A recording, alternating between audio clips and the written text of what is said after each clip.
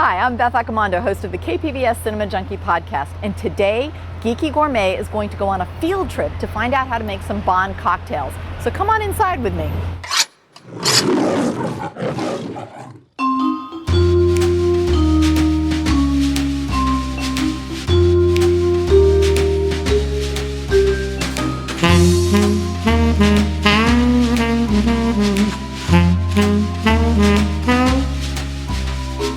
Jason, we are here at the Lion's Share, and I want to thank you very much for joining Geeky Gourmet to talk about James Bond cocktails.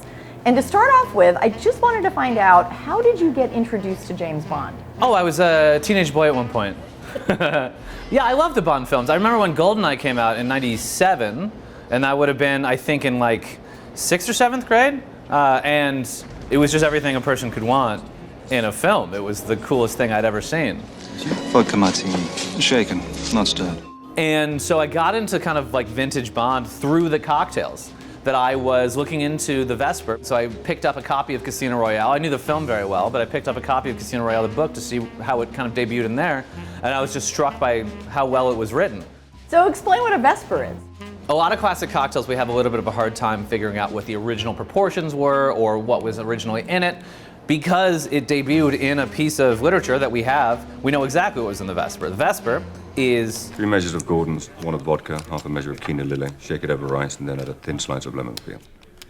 Yes, sir. There are a number of rules for cocktail making, and the Vesper breaks like most of them, right? So it's like, for starters, all booze drinks you're supposed to stir instead of shake because you want to preserve the silky texture. 2, what is the vodka doing here? Like, why is it important if you've got, you know, he talked about in parts, he meant ounces in the book because he meant like this is like a huge drink. He says he likes to have one very large drink when he's working, and that's it. Why is it in a 4-ounce drink, why is it important that one of those ounces is vodka? Like, why does 25% of the drink have to taste like nothing? It doesn't make any sense. And you would think that you would just add more gin. Like what is it doing? That's 2. 3, quinoa lillet, even at the time, is a aperitif. It's a vermouth essentially. The booze is just gonna it's just gonna blow the vermouth away. It's like you might as well not even use it. So what is it doing? It's very fraught. It's a very fraught drink. Do you think it reflects something about Bond? Well, I think it does. The gin at the time, Gordon's would have been 47, which is pretty high on the high end for gin. Vodka that he would have been using would have been 100 proof. So we're talking about 4 full ounces of overproof alcohol. This is what he means when he says he likes to have one strong drink before dinner. You know, that's not half bad. I'm gonna have to think up a name for that. In the movie, he invents the cocktail on the fly at the poker table, and then later he's having dinner and he says, You know, I think I'll call that a Vesper. Because of the bitter aftertaste? No. Because once you've tasted it, that's all you want to drink. But in the books, he had invented this drink. He'd been working on it for months, and he meets Vesper, and he realized Vesper is Latin for evening. And so he says, that's a perfect name for this cocktail I've been working on, for the violet hour, where it will be drank all around the world. You know, I'll have one of those. So will I. My friend, bring me one as well. Keep the fruit. So the Vesper is one of those drinks, even though it is codified in a book and then in a film, most people in my position, most bartenders standing behind cocktail bars, mess with it. They make it their own. I stick a little classic in a way that a lot of people don't. So what you do is you start with Lillet. Quinoa Lillet was Quinoa Lillet. That has been, since the late 1800s, made in Bordeaux. It's wine-based, it's Semillon and Sauvignon Blanc-based, and it is infused with a little bit of orange liqueur and stone fruit liqueur. Now, Quinoa Lillet, there's not quinoa anywhere on this label. The problem is, in the 80s, sales were sluggish, and so they rebranded. They said lighter and less bitter. Quinoa refers to the roots, the quinquona, the root that makes it bitter. The same thing as in tonic water. And so they removed quinoa from the label because they're trying to bill themselves as less bitter. And so they just went Lillet Blanc. And so Lillet is not the kind of very bitter powerhouse it used to be, but I prefer still using this in here. And instead of doing a half measure, which is nowhere near enough, it's just like a whisper, I like to do 3/4 of an ounce. So we start with 3/4 of an ounce of Lillet Blanc. Next, the vodka, I do a little bit more vodka. So I do 1 ounce of vodka. And what the vodka is doing here is it's thinning it out. That's what vodka is a canvas. If it were 2.5 ounces of gin, it would be a big, in-your-face, robust gin experience. But if it's 1.5 ounces of gin and 1 ounce of vodka, it takes that flavor and it just thins it out a little bit. And so for gin, I use Tanqueray. This is in the Gordon's family, and this is 47%. So this is the closest as it would be to the original, and we like doing 1.5 ounces here. So total alcohol, 2.5 ounces, total vermouth, 0.75. We are making it a little less, we're backing off the quadruple cocktail that Bond makes, but we're still making it kind of in his style. Now, another thing I like to do here that most craft cocktail bartenders won't do is I like to shake it. When you stir, not only are you chilling and diluting, but you're preserving the texture. When you shake, you're also aerating. You're breathing air into the system. Now, in all of our tests, when we were making a bunch of Vespers side by side, we pick apart every variable, try 2 side by side, right? So what we found is that when you stir, the first sip is better than when you shake. The first sip is silky and seductive. But as it begins to warm up, it's cloudy now because I shook it, but it'll resolve in a moment.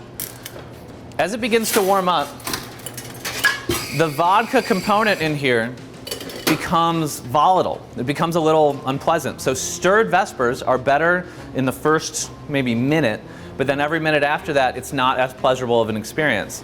When we were doing this, we were surprised that I prefer shaken versions because even though it's a little thinner, a little less seductive at first, it is a much more pleasant drink to enjoy in the long term because it kind of does that vodka martini thing where it thins out the booze and it just becomes a whole kind of contiguous experience. Garnish with a long, thin lemon peel as per Mr. Bond's request. And this is a Vesper.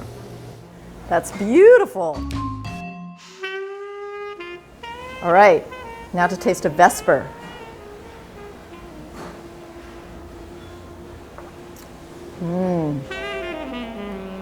Makes you want to go out on a secret mission. Medium dry martini, lemon peel, shaken, not stirred. Vodka? Of course. Another of the famous Bond drinks has to be the Martini shaken, not stirred. Yes, Now, yes. as a bartender, why is there any significance to a Martini shaken, not stirred? As mentioned, the rule is if it's all booze, you stir. The difference between shaking and stirring is that when you stir, you are chilling and diluting, whereas when you shake, you are chilling, diluting, and aerating, and you're diluting more. So you're thinning out the texture and you're adding more water. So a vodka martini, generally speaking, when people want a vodka martini, what they want is about 3.5 ounces of cold vodka in a cone.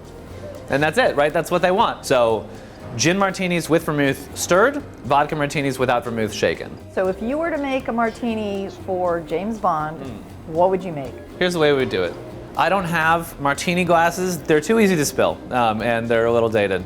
But we use Cooper cocktail glasses, which is what we call these, and I would do 3 ounces of vodka, and I would do it with whatever vodka was currently sponsoring the newest James Bond film. So I would do a double pour, 3 ounces of vodka.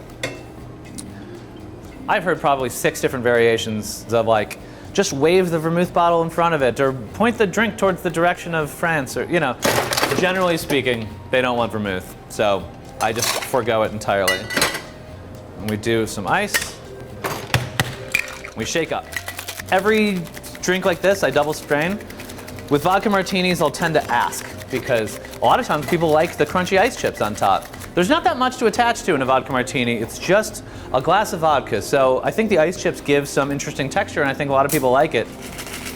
If you shake it as hard as you ought to, there will just be debris, little icebergs on top of the drink.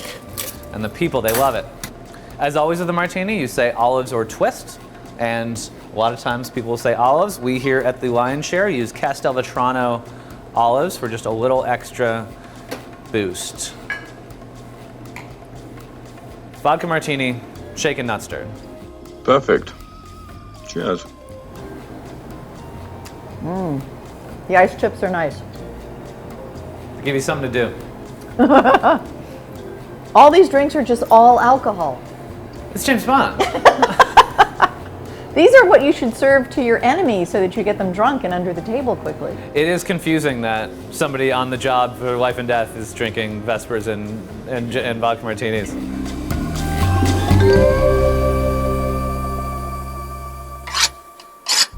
All right, so we've covered the world of James Bond, and for my other podcast, we are talking about the Cold War world of John le Carré. So this is a further distance from the fantasy world of James Bond, but I'm wondering what kind of drinks a Cold War spy might have, and what would you suggest for that world? Could I contribute half a bottle of scotch? If I were a Cold War spy, so let's say, you want something that's going to take the edge off, you want something that doesn't take too much time to drink, I go straight to an old-fashioned. In the books, James Bond also, he drinks a bunch of old-fashions as well. It's in the films, he's just a martini guy, but in the books he drinks like Americanos, and Scotch and soda is the thing he drinks the most often, as it turns out, but an old-fashioned whiskey cocktail is, I think, where I would go with that. All right, so what would be in an old-fashioned? A cocktail comes into existence, is defined in print for the first time ever, in 1806, and it is defined as spirits of any kind, sugar, water, and bitters. What does that remind us of? That's an old-fashioned. I mean, that is what an old-fashioned is. An old-fashioned is short for old-fashioned whiskey cocktail.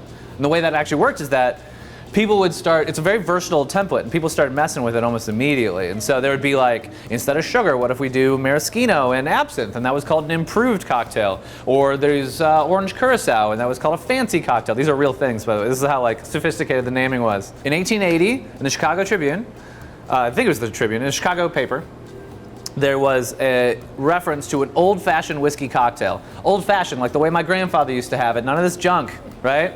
And that's what an old-fashioned is. And so we start with a rocks glass, or often referred to as a old-fashioned glass. And for this, you want the biggest piece of ice you can get.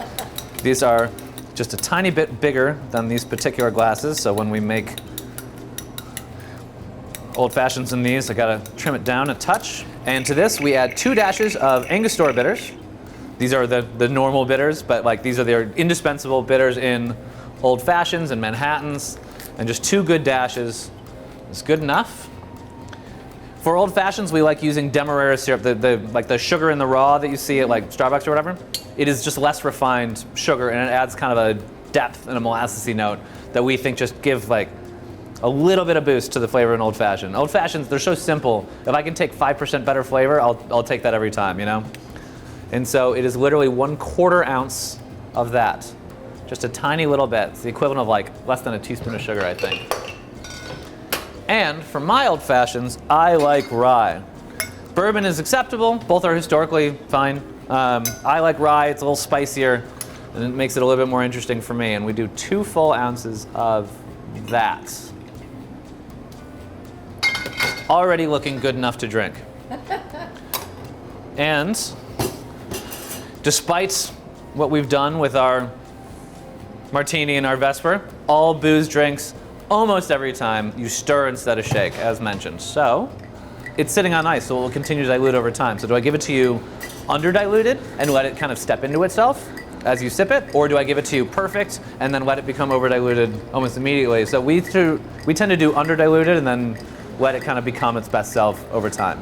As for a garnish, you can do a lemon peel, you can do an orange peel, you can do anything, cherry. We like lemon peels with rye better, and we like orange peels with bourbon better. For rye, I like lemon, so I'm gonna take a long, thin peel of a lemon, and I'm going to just express it over the top like so. It's an untraditional choice, but it really does recommend the drink. And this old-fashioned whiskey cocktail. All right, so here's to Cold War spies.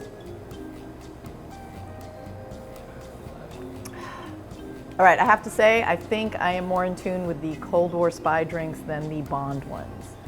So this is very good, thank you. Good.